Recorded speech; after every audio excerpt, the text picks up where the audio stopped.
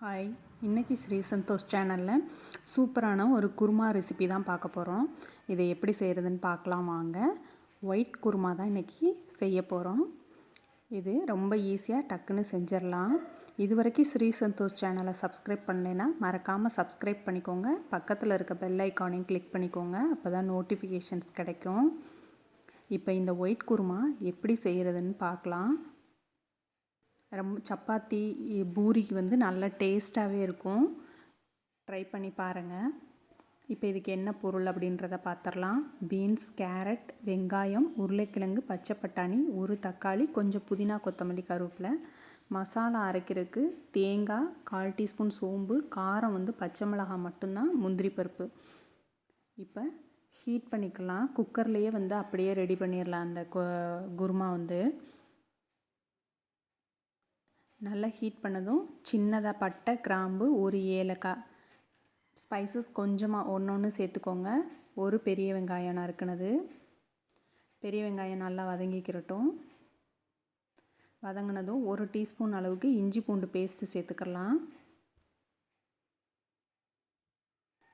வதங்கிடுச்சு. இப்போ ஒரு தக்காளி சேர்த்துக்கிறேன்.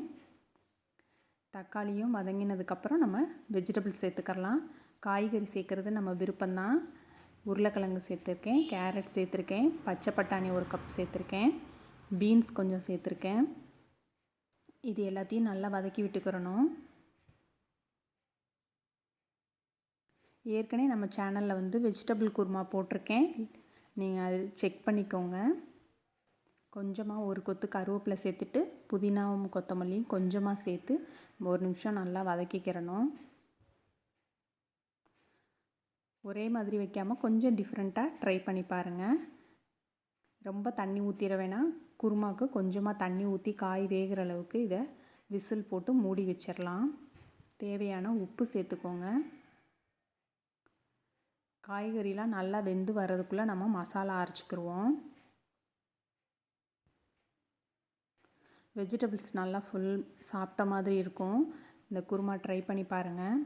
இப்போ இதுக்கு காரத்துக்கு பச்சை மிளகா, தேங்காய், முந்திரி பருப்பு, சோம்பு இது எல்லாத்தையும் நல்லா ஃபைன் பேஸ்ட்டாக அரைச்சி எடுத்துக்கிடலாம். சிம்மில் வச்சு ஒரு விசில் தான் நான் இந்த வெஜிடபிள்ஸ் வேக வைக்க போகிறேன். இப்போ ஓப்பன் பண்ணிக்கிறலாம். லைட்டாக ஸ்டீம் இருக்குது, எடுத்து விட்டுட்டு நான் ஓப்பன் பண்ணிக்கிறேன். ஓப்பன் பண்ணி பார்க்கலாம். காய்கறிலாம் நல்லா வெந்துருச்சு.